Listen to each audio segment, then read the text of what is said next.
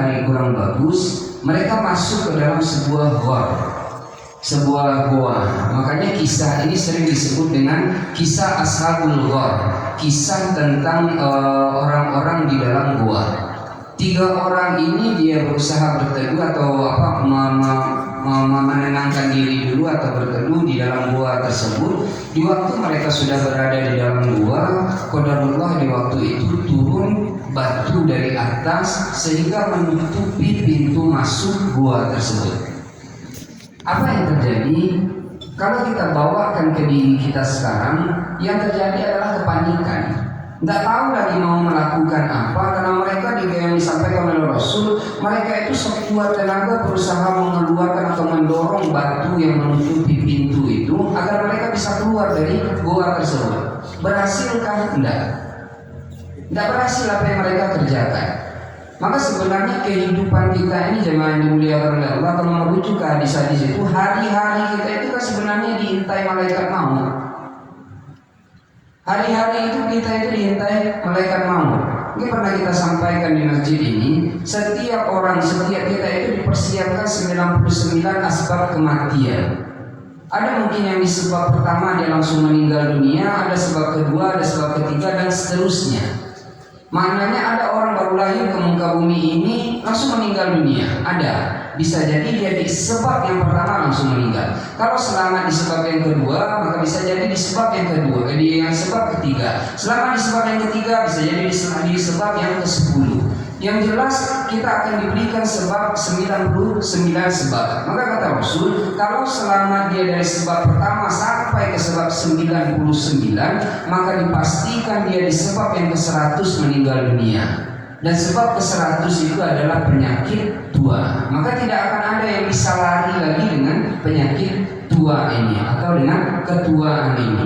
Artinya semua kita ini berada di dalam intaian malaikat maut. Bisa saja posisi kita sama seperti orang yang terkurung di dalam gua atau orang yang sedang di Gunung Merapi itu. Kita tidak tahu harus mau apa yang harus kita lakukan. Cuman hadis yang disampaikan oleh Abdullah bin Umar ini memberikan gambaran kepada kita, sesulit apapun yang kita lakukan, ada Allah yang akan menolong kesulitan kita. Itu pertama kali yang harus kita tanamkan. Maka jemaah yang dimuliakan oleh Allah, bedanya orang yang hatinya melekat sama Allah dengan orang yang tak pernah tersentuh hatinya dengan Allah. Bedanya adalah sewaktu kita dekat kepada Allah, apapun ujian terberat yang kita lakukan, yang kita alami, yang pertama kita ingat itu adalah Allah.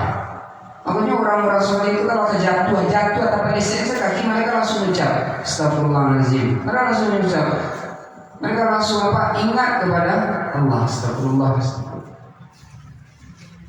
Inilah gambaran yang digambarkan oleh Rasulullah SAW. Insyaallah di pagi ini kita akan membahas hadis yang panjang. Sebenarnya narasi hadisnya ini panjang. Hadisnya sahih karena terdapat dalam kitab Sahih Bukhari, Sahih Muslim, dan juga terdapat di dalam kitab dalam kitab Sunan Imam Tirmizi.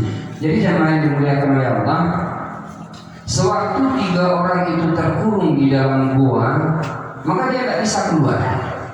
Akhirnya mereka saling, di antara bertiga itu saling mereka berdiskusi apa cara yang harus kita lakukan agar kita bisa keluar dari gua ini. Mereka saling berdiskusi sambil berusaha untuk mendorong batu yang menutupi pintu tersebut. Usaha secara manusiawi tak mampu untuk menaklukkan batu.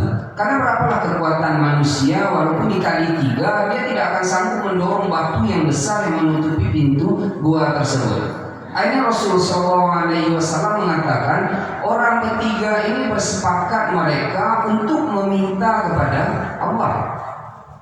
Mereka bersepakat meminta kepada Allah dengan cara menyebutkan amalan-amalan terbaik yang pernah mereka lakukan. Makanya ini di awal ceramah tadi kami menyebutkan sepotong ayat dari surat Al-Maidah ayat 35. Memang Allah itu menyuruh kita bertawassul dengan amal-amal soleh. Apa amal-amal soleh yang pernah kita lakukan? Yang paling soleh yang kita anggap yang pernah kita lakukan, maka jadikan amalan tersebut wasilah untuk kita meminta kepada Allah. Dan inilah yang dilakukan oleh ketiga orang ini. Maka sahabat yang di antara ketiga ini yang pertama kali dia mengatakan kepada Allah, ya Allah, saya sesungguhnya memiliki dua orang tua yang sudah tua sekali. Dan anak dan saya ini orang yang berbakti kepada orang tua. Setiap hari itu dia mengambil susu, memerah susu, dan air susu itu dia berikan kepada orang tuanya. Nah, di dalam hadis itu diceritakan bahwasanya orang ini dia memiliki keluarga juga, punya anak juga, dan dia tidak memberikan air susu itu kepada anaknya kecuali setelah dia selesai memberikan minum susu itu kepada orang tuanya. Pada saat kedua yang dikatakan dia mau ada kerjaan lain, memotong pohon atau mencari kayu, sehingga saya telat untuk mendatangi orang tua saya. Saya telat membawa susu kepada orang tua saya, sehingga sewaktu saya sampai ke rumah mereka, saya menemukan mereka sudah dalam keadaan tidur. Artinya orang tuanya ini sudah dalam keadaan tertidur. Habis itu apa yang dia lakukan? Dia tidak mau membangunkan orang tua. Kenapa? Khawatir akan mengganggu orang tuanya. Ini salah satu bukti atau salah satu tamparan bahwasanya kebaktian dia kepada orang tuanya itu luar biasa. Jangankan untuk mengejek kasar, untuk mengganggu, membangunkan orang tuanya yang sedang tertidur saja dia takut. Akhirnya apa yang dia lakukan? Dia tetap berdiri di samping orang tuanya, menunggu orang tuanya itu sampai bangun. Berdiri saja dia sampai fajar, padahal di samping dia itu anaknya itu sudah menangis-nangis kehausan karena anaknya ingin minum susu. Tapi ini anak ini seorang anak soleh yang berbakti luar biasa kepada orang tuanya. Dia tahan dulu untuk anaknya karena dia sudah beriktikad bahwasanya orang tuanya harus minum lebih dulu sebelum orang lain.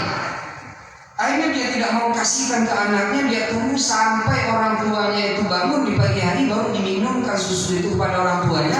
Habis itu lebihnya baru dikasihkan kepada keluarganya. Maka dia mengatakan kepada Allah, ya Allah, jikalau perbuatan ini saya kerjakan libtighai wajhika, hanya untuk mendapatkan keridhoanmu, hanya untuk mendapatkan atau melakukan ini dengan keikhlasan, ya Allah, maka tolong bukakan pintu gua tersebut, batu yang menutupi gua tersebut. Apa yang terjadi jemaah yang dimuliakan oleh Allah? Akhirnya pintu gua itu bergeser sepertiga, belum bisa keluar, tapi sudah mulai terbuka sepertiga. Kenapa bisa terbuka? Karena itu Allah yang mengizinkan. Bukankah turunnya batu itu Allah yang mendatangkan, menurunkan, dan bukankah bergesernya batu itu juga perintah Allah? Sama seperti kejadian yang ada di dunia sekarang ini. Bukankah Allah yang memerintahkan gunung itu untuk meletus? Dan Allah juga yang paling berhak untuk memberhentikan hal-hal tersebut. Ini secara ilmu-ilmu geografinya atau ilmu-ilmu yang lainnya itu memang sebab terjadinya gempa itu ada pergeseran ini, ada pergeseran ini, itu iya. Tapi secara ilmu akidah, semua gunung yang meletus, semua laut yang mengeluarkan tsunami dan bencana-bencana alam ini tak akan terjadi kecuali dengan perintah Allah. Itu yang harus kita yakini. Mas secara ilmu, ilmu geografi atau ilmu memang dia itu karena ada hal-hal yang membuat mereka itu terjadi. Nah, pada dasarnya di dalam sebuah hadis itu kan makhluk-makhluk itu mulai dari gunung, laut, mereka itu kan tiap hari meminta kepada Allah, ya Allah, bolehkah saya hancurkan atau bolehkah saya letuskan gunung ini? Atau gunung itu mengatakan, ya Allah, sudah bolehkah saya meletus, ya Allah? Maka Allah menanda, jangan lagi, jangan dulu. Padahal mereka itu setiap hari meminta kepada Allah. Apa mereka meminta? Karena mereka sudah tak kuat melihat ulah manusia yang membuat kerusakan di muka bumi. Allah berikan semuanya kepada mereka, Allah berikan semuanya kepada mereka, cuma dilakukan untuk bermaksiat. Berapa gunung yang dijadikan untuk maksiatan? Mana ada sebuah quote jemaah yang dimuliakan oleh Allah, ada sebuah catatan yang disampaikan oleh guru kita juga. Kita banyak mengambil hikmah dari apa yang terjadi di Gunung Merapi baru-baru ini. Cuma kalau kita ingin mengkaji sedikit ya, kenapa Allah tak menjadikan pas di tanggal 31 Desember? Kenapa gempa atau gunung Merapi itu baru tidak terjadi di tanggal 31 Desember? Padahal di tanggal 31 Desember ini konon katanya, ambo pun pernah mendaki gunung, cuma carito-carito kawan banyak yang hobi-hobi mendaki gunung. Pas tanggal 31 Desember pergantian tahun baru, itu waktu itu banyak terjadi kemaksiatan di gunung. Banyak terjadi perzinahan. Kenapa? Gunung itu tempat yang bebas. Polisi tidak ada razia sampai ke gunung itu. Akhirnya artinya kemaksiatan itu mudah terjadi. Kenapa nggak di waktu itu? Artinya Allah sekarang ini menegur dulu. Dijadikan di bulan Desember juga, tapi tidak di tanggal 31 Desember. Bisa Allah menjadikan di tanggal 31 Desember? Sangat mudah bagi Allah. Cuma ini teguran dulu, karena semakin sering, semakin terlalu banyak orang melakukan kemaksiatan di waktu itu, diberi oleh Allah teguran. Ini yang harus kita garis bawahi jemaah yang dimuliakan oleh Allah. Kadang hobi ya, orang-orang sekarang kan dicari itu siapa saja yang meninggal dunia di waktu kejadian Gunung Meletus kemarin seminggu yang lampau itu, siapa saja yang meninggal dunia. Nah ladapi habis itu dicari masalah dia. Orang itu ternyata sering melakukan zina, sering begini, dicari keburukan dia. Padahal adabnya di dalam Islam, sewaktu seseorang itu sudah meninggal dunia, maka tutup mulut kita untuk membicarakan aib-aib yang ada pada si mayat. Nah dia orang kecil aib orang yang meninggal itu, kecuali nama orang itu masyhur dengan perbuatan tersebut. Orang itu menciluk, habis itu dia mati ditembak karena melarikan diri, akhirnya kan tersebar di media itu. Karena dia memang sudah masuk melakukan hal tersebut. Tetapi sewaktu aib itu cuma kita yang tahu, maka disuruh untuk menyembunyikan aib tersebut. Maka kita sekarang ini mudah-mudahan orang sudah meninggal dunia, aibnya kembali diungkit-ungkit, aibnya kembali diungkit-ungkit. Makanya kan kita sudah 350 tahun dijajah oleh Belanda, tambah ke Jepang menjajah Hawa. Kini tayang media-media itu menjajah kita juga, jemaah yang dimuliakan oleh Allah. Jangan tayangan Indosiar ya. Pedagang gas yang tidak jujur meninggal, tabung gas banyak hukuman. Kan lain filmnya. Ada filmnya. Di waktu dia meninggal dunia, habis itu tabung gasnya itu jatuh saja semuanya. Apa orang ini melakukan dosa, habis itu keluar saja ular dari kuburannya. Jadi seolah-olah ingin menampilkan kepada kita bahwasanya boleh saja kita menceritakan aib-aib buruk yang ada di dalam diri seorang mayat. Padahal kisah-kisah yang seperti ini kan ada. Mungkin bapak-bapak, ibu-ibu, wallahu a'lam ya, kan sering datang atau ikut menguburkan saudara kita yang sudah meninggal dunia. Pernah nggak melihat keanehan seperti yang digambarkan di dalam TV Indosiar itu? Merasa kalaupun ada mungkin keanehan yang masih normal. Artinya pas digali kuburannya aliennya tidak mau suri-suri. Yang mungkin di tempat itu memang kadar airnya banyak. Ini masih bisa diukur secara akal. Tapi kalau kalkulasi dalam kuburan puluhan agak 100.000 itu kan tidak logis lagi jemaah yang dimuliakan oleh Allah. Tapi ini ditampilkan. Jadi seolah-olah mindsetnya kita digiring bahwasanya mayat ini boleh diceritakan tentang keburukan. Padahal dalam Islam itu sewaktu orang itu sudah meninggal dunia, maka ceritakanlah kebaikan-kebaikan yang ada di dalam dirinya. Ingat jemaah yang dimuliakan oleh Allah, sajai orang mesti ada kebaikan yang pernah dia lakukan. Sapariman-pariman orang pasti pernah melakukan kebaikan, dan sebaik-baik orang pernah melakukan aib. Tapi kalau yang dicari aib terus, maka kapan kita akan melakukan menceritakan kebaikan-kebaikan yang ada di dalam diri seseorang? Maka ini sekarang yang terjadi justru disibukkan untuk menceritakan tentang aib-aib orang tersebut. Namun ada satu ceramah dari seorang ustadz yang pernah mendengar, walaupun ini sebenarnya masih diperdebatkan di kalangan para ulama.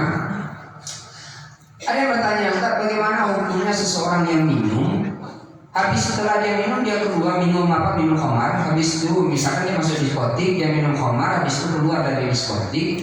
Nah, sewaktu dia berjalan, habis itu ada mobil yang lewat, habis itu dia ditabrak, meninggal dunia. Ustaz itu mengatakan dia meninggal dalam keadaan syahid katanya.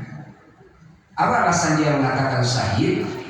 Karena meninggal di waktu ditabrak itu termasuk ke dalam meninggal dengan benturan barang yang tumpul. Jadi memang di dalam lafaz hadis itu masuk ke dalam mati yang syahid. Artinya meninggal dalam keadaan tertabrak itu bisa masuk ke dalam konteks mati syahid. Walaupun hakikatnya nanti itu cuma Allah yang tahu. Cuma mengukur dengan ukuran hadis, ya memang meninggal ditabrak itu bisa dikategorikan dengan meninggal dalam keadaan mati syahid. Cuman yang dipermasalahkan sekarang, dia kan habis minum, keluar dari diskotik, keluar dari kafe habis minum, habis itu dia ditabrak mobil.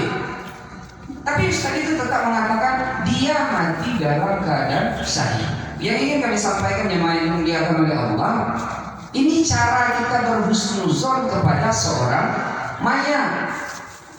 Ini cara kita berhusnuzon kepada seorang mayat. Sekali lagi kita sampaikan, ini memang masih ada perbedaan pendapat atau yaitulah perbedaan pendapat di kalangan para ulama membahas yang proses yang seperti kita melihat bagaimanapun orang meninggal dunia, walaupun di dalam gunung yang seperti gunung itu, kalau kita jauh menarik membahas setelah hadis-hadis, yang meninggal di gunung itu bisa dikategorikan meninggal dalam keadaan syahid. Sudah, kalaupun kalau mereka sekarang meninggal diposisikan mereka sebagai syahid, mereka sudah aman, sudah nyaman mereka sekarang. Awak yang sibuk-sibuk mengurus, mencari aib-aib yang pernah mereka lakukan.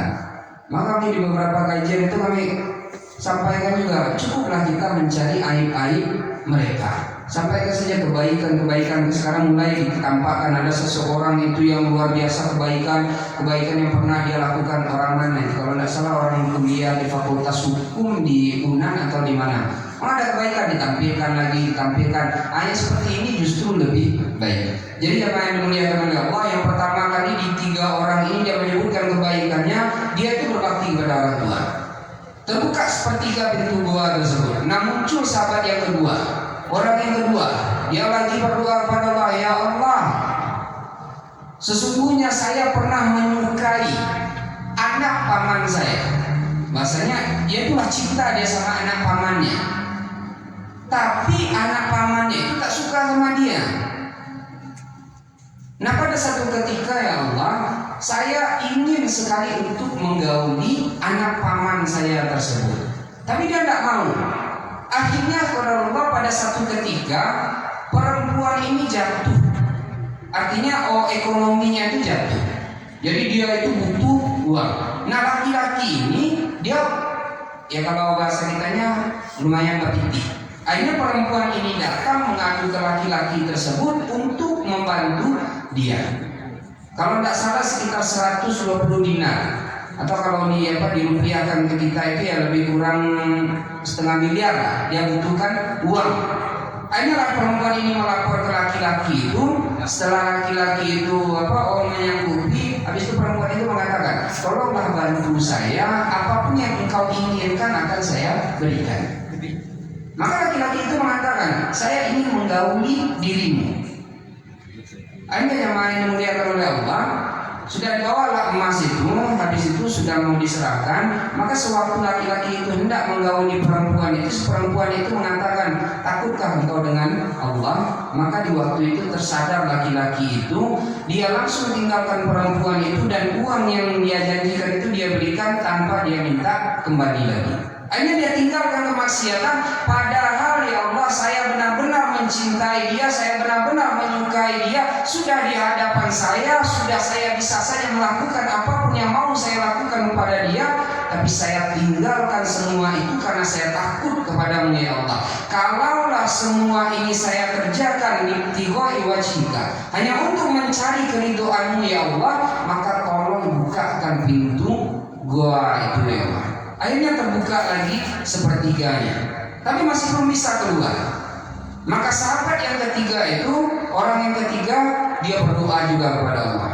Ya Allah, sesungguhnya saya memiliki pekerja, dan pada satu saat penggajian ya Allah, seluruh pekerja saya itu saya berikan upahnya, kecuali satu orang dia tidak mau saya berikan upah, mungkin karena sedikit atau karena apa. Akhirnya yang satu ini tidak mau dia tidak bisa, tidak diberikan upahnya. Akhirnya upah yang tidak jadi diberikan itu saya putarkan ya Allah. Dia jadikan lagi, diinvestasikan lagi, dibisniskan lagi, sehingga dari putaran uang tersebut berkembang menjadi banyak, sehingga dia memiliki bawa banyak onta, dia memiliki banyak sapi, banyak domba, artinya banyak harta kekayaan dia. Nah setelah beberapa lama, setelah beberapa tahun, 1, 2, sampai 10 tahunan, orang itu ternyata datang lagi. Yang gajinya tidak diambil itu dia datang lagi. Dia mendatangi saya ya Allah, habis itu dia meminta gajinya. Maka saya katakan kepada dia, seluruh harta yang kau lihat itu adalah gajimu. Maka orang itu kaget. Bahkan dia hampir sampai marah. Karena dia, tidak mungkin gaji saya sebanyak ini, jangan main-main sama saya, kata dia. Tidak mungkin gaji saya sebanyak ini, saya mau minta gaji saya. Apa yang dikatakan oleh orang ini, semua harta yang kau lihat itu, semua harta saya yang kau lihat itu, kambing, domba, onta, itu semuanya milikmu. Karena semua itu saya hasilkan dari uang gajimu yang saya putarkan. Maka sekarang ambillah. Maka di waktu itu ya Allah, sambil orang ini berdoa pada Allah, orang itu pun mengambil seluruh harta tersebut tanpa memberikan kepada saya apa-apa. Jadi memang semuanya diambil, tidak ada disisakan sedikit pun tidak ada. Dan dia tidak marah di waktu dan dia ridho, maka dia katakan kepada Allah, ya Allah, jika seandainya saya memberikan seluruh harta tersebut karenamu ya Allah, mengharapkan ridhomu ya Allah, maka tolong bukakan pintu gua ini ya Allah. Akhirnya jemaah yang dimuliakan oleh Allah, terbuka totallah pintu gua tersebut sehingga 3 orang ini bisa keluar dari gua tersebut. Kita mengambil hikmahnya. Karena Rasul SAW mustahil dia menceritakan sebuah kisah kalau kisah itu tidak ada hikmah. Karena Rasul itu bercerita itu tidak mau cerita sembarangan itu. Karena dalam Al-Quran itu kan Allah mengatakan wa ma yantiqu 'anil hawa. Rasul itu tidak mau dia berbicara itu menggunakan hawa nafsu, itu tidak mau dia. Cerita Rasul itu tambah-tambah dikurang-kurang itu tidak mau. In huwa illa wahyun yuha. Semua yang disampaikan Rasul itu adalah wahyu yang diwahyukan oleh Allah. Allamahu syadidul quwa, yang disampaikan oleh makhluk yang memiliki kekuatan yang dahsyat, yaitu malaikat Jibril.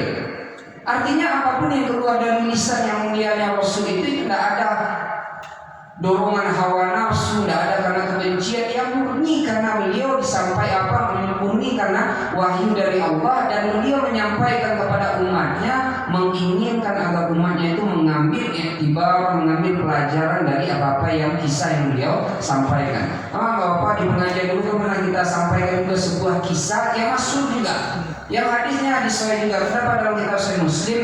Nah Rasul itu bercerita kepada kepada sahabatnya, kata Rasul, oh ada seseorang dulu, kata Rasul, di zaman Bani Israel juga, ulama meneliti di zaman Bani Israel juga, ada seseorang, katanya, seseorang ini membeli tanah kepada orang lain. Jadi si A membeli tanah ke si B, akhirnya akad jual beli selesai, akhirnya si tanah sekarang sudah punya si B.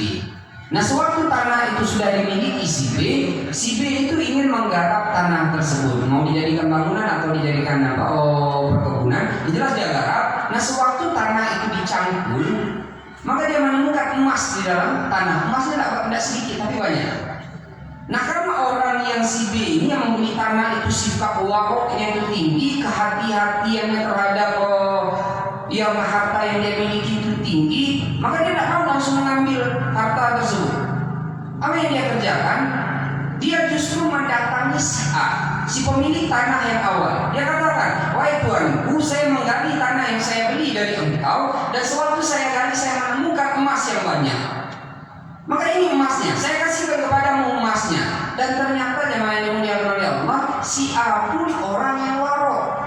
Dia khawatir atau dia takut mengambil harta yang tidak jelas. Harta tersumbat itu dia takut mengambilnya. Maka apa yang dilakukan oleh si A? Si A itu dengan saling tolak menolak dengan si B. Si A mengatakan, enggak, semua tanah itu sudah saya jual kepadamu, maka emas itu kepunyaanmu. Si B menjawab lagi, enggak wahai tuanku, yang saya beli itu adalah tanah, sementara emas ini saya tidak beli. Yang saya beli adalah tanah, emas ini adalah kepunyaanmu. Saling tolak menolak. Bedakan dengan orang kita zaman sekarang yang lain mulia oleh Allah.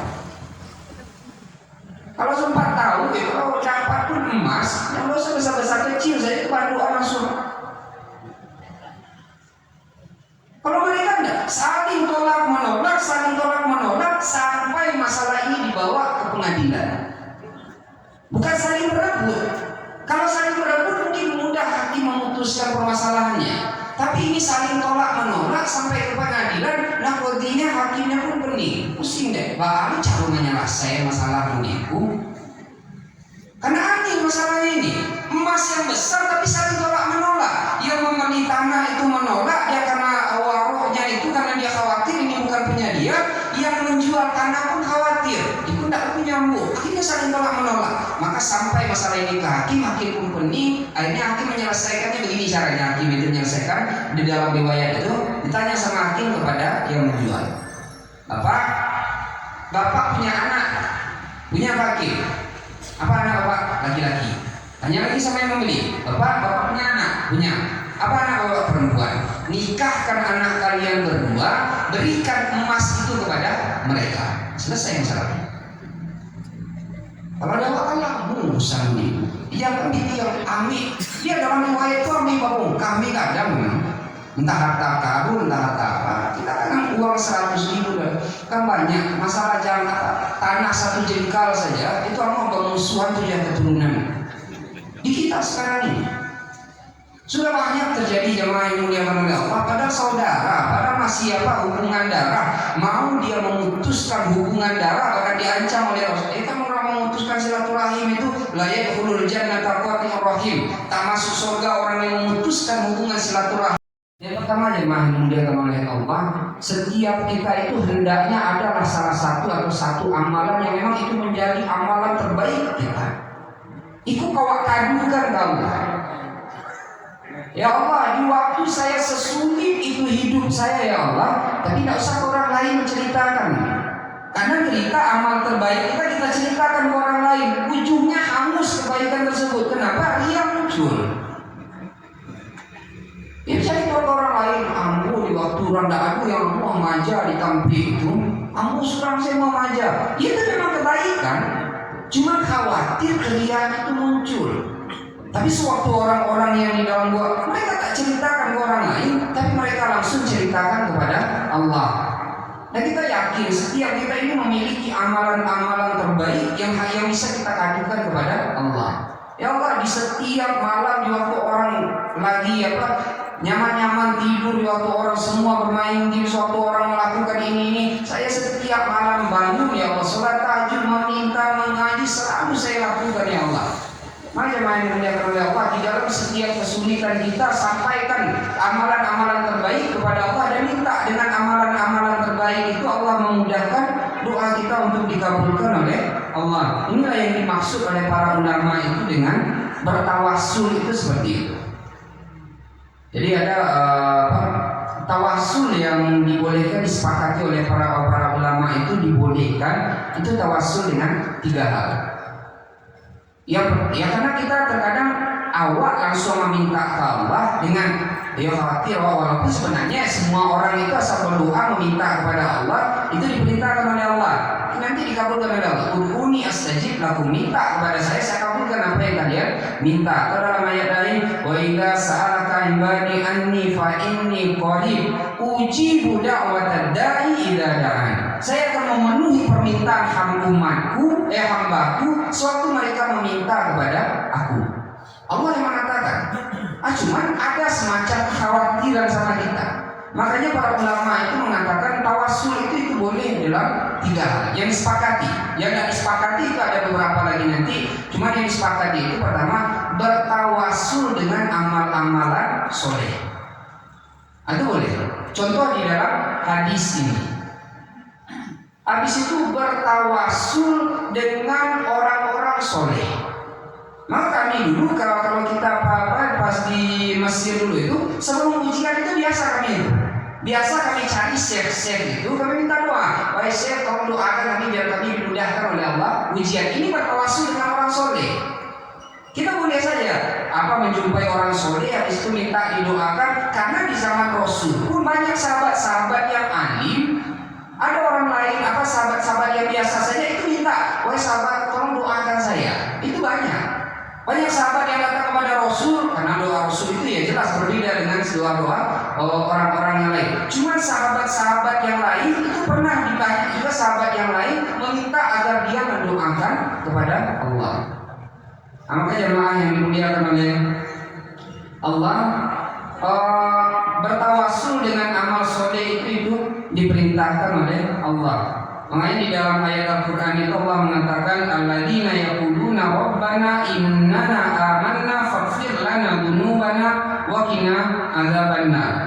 Allah mengatakan dalam surat Al-Imran ayat 16, kata Allah, yaitu orang-orang yang berdoa, ya Tuhan kami, sesungguhnya kami telah beriman, maka ampunilah segala dosa kami dan peliharalah kami dari siksaan api neraka.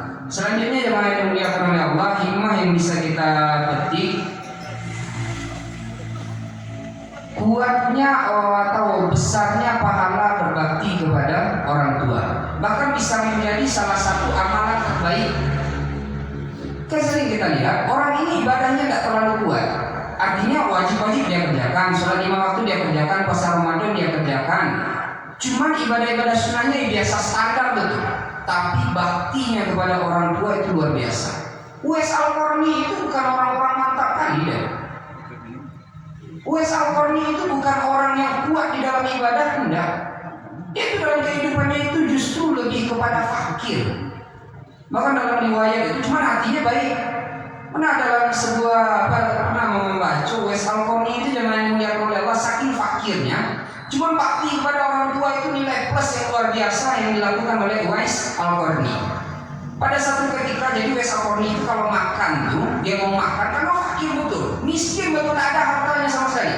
Dia kalau mau makan itu tujuan perginya itu ke tong sampah.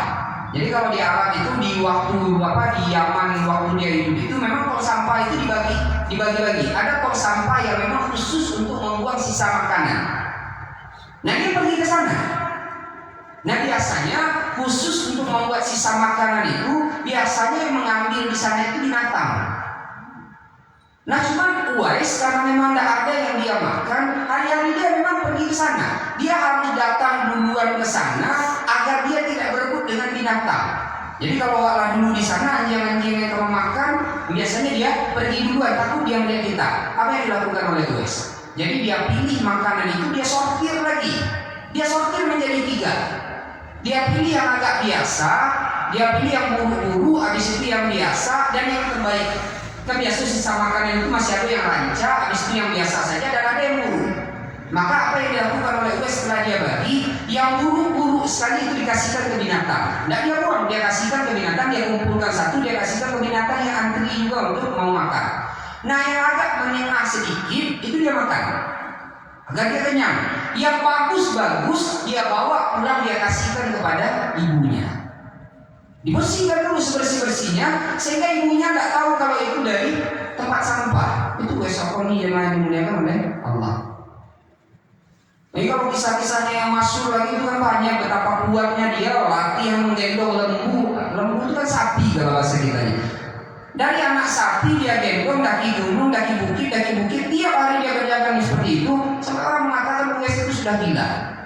Kalau mencari orang itu penampilannya sudah busuk, tidak jelas, habis itu kerjaannya juga tidak jelas, maka sering mudah kita mengatakan gitu ya. Banyak orang-orang di waktu itu mengatakan Uwais itu orang gila. Tapi ternyata tujuan Uwais itu mulia. Uwais itu tidak suka umbar-umbar tujuan. Cuman tujuannya itu nampak sewaktu dia melakukan apa yang dia ingin kerjakan. Hanya setelah merasa kuat, karena sapi itu kan sifatnya setiap hari naik terus badannya. Ternyata Uwais itu menggendong sapi ke bukit itu gunanya adalah biar kekuatannya itu bertambah sehingga nanti menggendong orang tuanya dari Yaman sampai ke Mekah itu kuat. Karena jaraknya itu kan masih ratusan hari. Itu berjalan kaki itu lebih kurang sebulan dari Yaman sampai ke Mekah itu kalau jalan kaki lebih kurang 1 bulan. Karena dia nggak punya koordinat, nggak punya kuda, nggak punya onta, nggak punya apa-apa, dan dia harus membawa itu yang wajib dia kerjakan. Cuma ibadah sunnahnya karena dia rajin betul, dia tak pernah sedekah. Sedekahnya itulah dari sisa makanan itu yang dia kasihkan ke binatang, itulah sedekahnya. Cuma baktinya kepada orang tuanya itu yang luar biasa. Akhirnya apa? Sewaktu dia meninggal dunia, orang-orang di dunia itu tidak kenal sama dia. Siapa Uwais Al-Qarni? Tidak tahu orang. Tapi justru penduduk langit itu menyebutkan Uwais Al-Qarni. Mereka pada turun ikut sholat atau mensolatkan Uwais Al-Qarni. Makanya orang-orang terkaget waktu itu suatu Uwais Al-Qarni itu meninggal dunia. Kenapa banyak sekali orang-orang yang datang yang ingin mensolatkan beliau, padahal beliau itu tidak terkenal. Makanya kan Uwais itu disebut manusia yang tak terkenal di bumi tapi terkenal di langit. Makanya kan aku sampai yang luar biasa lah. Kadang dia sakit-sakit membaca kisah Uwais Al-Qarni. Makanya aku anak yang pertama itu, aku kaki anak Uwais Al-Qarni. Pas Uwais Al-Qarni ini yang dimuliakan oleh Allah. Ambo dulu mama ini bisa singkat sebelum kita tutup. Ambo mama yang namu anak itu yang dimuliakan oleh Allah. Alun tahu ambo anak ambo aku oleh alun tahu siap ini ambo oleh namu anak ambo itu namu siapkan. Uwais Al-Qarni itu pas kamu kuliah, anakmu kalau bertamu baku padamu oleh lahir padusi, bagian namu laki-laki, bagian namu Uwais Al-Qarni. Kalau anak aku padusi lahir pertama bagian anak Unaisa namanya. Kalau laki-laki itu bagian anak Ubay. Kalau tidak Ubaidillah itu. Habis itu kalau padusi aku dulu. Awalnya dia mudah menghafalnya. Alhamdulillah dapat istri, habis itu punya anak laki-laki yang pertama, maka masuk Uwais Al-Qarni. Nah, itu yang bisa melakukan dua nih. Oh ini saja lah, ini saja enggak. Kamu dari aku menikah, kamu ini magi anak Uwais, magi anak Uwais Al-Qarni. Kenapa? Yang bikin kita tahu itu adalah bagaimana cara dia mencintai orang tua dia, bagaimana cara dia menjaga orang tua dia. Yang mengharumkan itu yang dimuliakan oleh Allah. Suatu tawaf itu, apa yang disebut oleh Uwais Al-Qarni? Dia berdoa sambil gendong ibunya, ya Allah madkhil umil jannah, ya Allah masukkan ibu aku ke surga ya Allah. Selalu dia setiap putaran itu saja yang dibaca sama dia. Ibunya kaget. Wahai Uwais Al-Qarni, berdoa untuk dirimu. Kenapa engkau selalu mendoakan saya saja? Baca doa, doakan dirimu. Maka apa yang dia katakan, wahai bunda, sesungguhnya sewaktu engkau sudah dimasukkan oleh Allah ke dalam surga, maka itu kebahagiaan yang terbesar yang ada di dalam diri saya. Maka bangga memiliki anak seperti Uwais Al-Qarni. Maka jemaah yang dimuliakan oleh Allah, berbakti kepada orang tua itu menjadi salah satu pahala yang luar biasa besarnya. Kan dulu di kajian pernah kita sampaikan juga, tidak ada ibadah sebuah amalan yang sewaktu kita lakukan itu langsung dibayar oleh Allah pahala tersebut, melainkan berbakti kepada orang tua. Dan tidak ada dosa yang Allah segerakan mengazabnya di dunia ini dan ditambah azabnya nanti di akhirat, melainkan durhaka kepada orang tua. Maka berkaitan sama orang tua ini bukan perkara yang sederhana. Jadi orang di zaman sekarang ini terkadang peran orang tua itu dianggap peran yang biasa saja lagi. Anak sama orang tua itu sudah kurang adabnya, bahkan cara bicara pun. Kalau mungkin apa pernah kita sampaikan juga di masjid ini, maka di kampus itu aja berangkat mahasiswa. Kenapa kami marah? Mereka itu terlalu sopan sama kita. Mereka itu menganggap awakku dosen terlalu sopan. Cara WA-nya itu memang disusun betul rapi-rapi. Kalau tamu jawabnya main dia melawat itu mesti nunduk badannya. Sabar betul.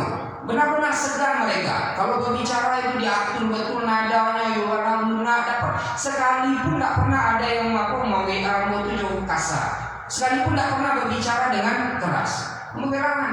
Kalian lain tidak mau diikut sama orang baik kalian. Ada tidak kalian sesopan ini sama orang tua? Pernah tidak kalian WA orang tua itu membaca assalamualaikum lengkap sampai wabarakatuh? Habis itu kalian tanyakan kabarnya dulu, kalian ini kan kalian pernah tidak? Kami yang berjumpa cuma 4 tahun sama antum. Nah sebelumnya tidak tahu kalian itu seperti apa. Setelah kalian keluar dari kampus ini, kami juga tidak peduli, kita tidak saling peduli lagi. Kalian begitu hormatnya sama kami. Sementara sama orang tua yang dari kita belum lahir, mulai kita masih dalam perut, mereka sudah menjaga. Sampai kita baru lahir mereka menjaga, terus mereka menjaga. Ada tidak bakti kita kepada orang tua seperti itu? Nah kita sampaikan, kalau sama orang lain kita bisa sopan, kita bisa baik, kita bisa hormat, maka orang tua manusia yang paling pertama berhak mendapatkan hal tersebut. Maka orang tua manusia yang paling berhak mendapatkan kelembutan dari ucapan kita.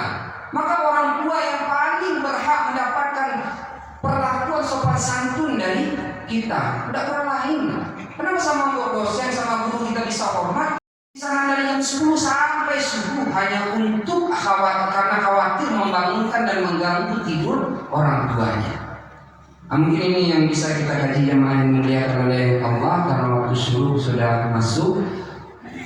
Insya Allah karena ini masih ada hal-hal yang penting, hikmah-hikmah yang banyak yang ingin kita gali dari hadis ini. Insya Allah di bulan depan kita teruskan mengkaji masalah hadis ini karena masih banyak hikmah-hikmah yang harus kita sampaikan di dalam hadis ini. Mungkin ini saja yang bisa kita kaji. Sebelumnya mohon minta maaf tapi terlewatkan.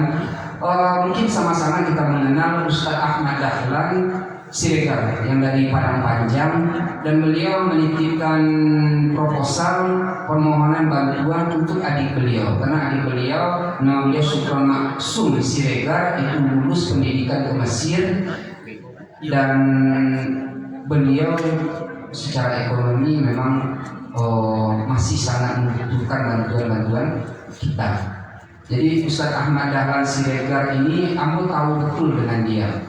Ambo sama gadang artinya sama-sama datang ke Mesir setahun, sama-sama tahun datang ke Mesir sama beliau. Beliau kuliahnya di Zawozi, Ambo di Mansuro waktu itu. Cuman beliau itu baga, bahasa Awaknya baga. Jadi semasa kuliah itu baga hanya datang ke Padang Panjang untuk melamar istri dia sekarang. Jadi Ustaz Ahmad Siregar ini bukan orang kita. Ahmad Dahlan itu bukan orang kita, beliau itu orang Maga, cuma menikah dengan orang Padang Panjang. Menikah sewaktu jadi mahasiswa dan beliau tidak orang kaya, tapi gigi berusaha dan alhamdulillah sekarang menjadi orang kita, sekarang menjadi orang Sumandu di negara Jawa, dan sekarang beliau minta tolong sama kita untuk membantu adik beliau Syukron Maksum Siregar di dalam pembiayaan ke Mesir. Maka jemaah yang dimuliakan oleh Allah, tidak ada harta yang akan kita bawa ke akhirat melainkan harta yang kita ikhlaskan, kita niatkan untuk menolong atau membantu agama Allah. Harta-harta yang lain kita tinggalkan semuanya. Maka kita sama-sama kita meminta kepada jemaah yang dimuliakan oleh Allah, ini investasi, salah satu investasi terbesar nanti ini. Karena meninggal pun kita, kalau Ustaz Syukron Maksum ini nanti beliau berdakwah, beliau menyampaikan kajian-kajian, beliau menyampaikan ilmu-ilmu, itu menjadi amal jariah yang akan terus mengalir nanti sampai kapanpun. Pahala yang lain ini Allah mudahkan juga di dalam menuntut ilmu di negeri Mesir itu, dan mudah-mudahan Allah berikan kemampuan atau Allah mudahkan urusan dia semuanya dan dia kembali ke Indonesia menjadi ulama tempat awak bakadu ulama yang dimuliakan oleh Allah. Mungkin ini saja kajian kita. Sekali lagi meminta maaf sebesar-besarnya kalau ada kata-kata yang salah, kata-kata yang menyinggung, dan terakhir bertutui dengan doa kepada majlis. Subhanallah wa bihamdika asyhadu an la ilaha illa anta astaghfiruka wa atubu ilaik. Wallahul muwaffiq ila aqwamit thoriq. Assalamualaikum warahmatullahi wabarakatuh.